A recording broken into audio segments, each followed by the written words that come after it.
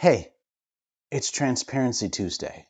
Look, the way that the world has been going lately and all of the darkness that's in it, and the fact that as a content creator, it's sometimes very difficult to just make money because the monetization systems are changing all the time. And the algo, oh my goodness. It's really hard to find joy anymore. There is joy, there is hope, but you have to be able to take it for yourself. Let's take a moment and take just a small bit of it back. So pause the video, grab some water. You're going to have to do some thinking on this one. I want you to think back to when you were a kid, where the world was still somewhat wide open for you. There's a chittering little monkey hiding in there that's trying to remind you of all the bad things that happened. It doesn't get to talk. Instead, remember when somebody asked you as a kid what you wanted to be when you grew up, and just latch on that for a second. You got it? Okay. Now think about what that job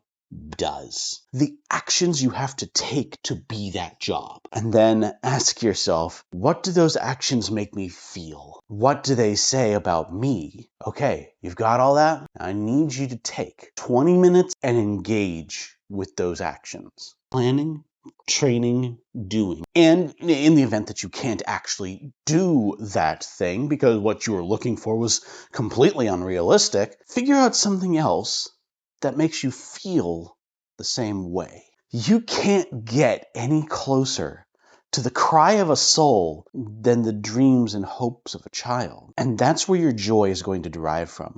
That's where your life source comes from. I was very lucky. When I was a kid, they asked us for the yearbook what we wanted to be when we grew up. And I had such an out-of-pocket response that they had to publish it. I want to be like Superman.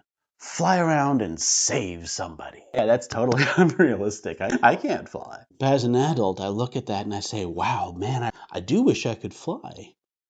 I could go anywhere completely free and not have to pay for gas. I wanted freedom. Yeah. Ooh, but that second part, save somebody. It wasn't beat the bad guy. It wasn't save the world. It wasn't even get the girl. It was, I wanted to make a difference in people's lives, not in a broad, sweeping sense, but in the lives of individual people, to change their world for the better. The best way that I thought I could do that is by telling stories, and telling stories became content creation. If they saw it and it meant something, then it helped them. I could make a difference. So I hope you understand what I mean when I say, I hope this helped. Also, we got a new rug in our office. This is so cool.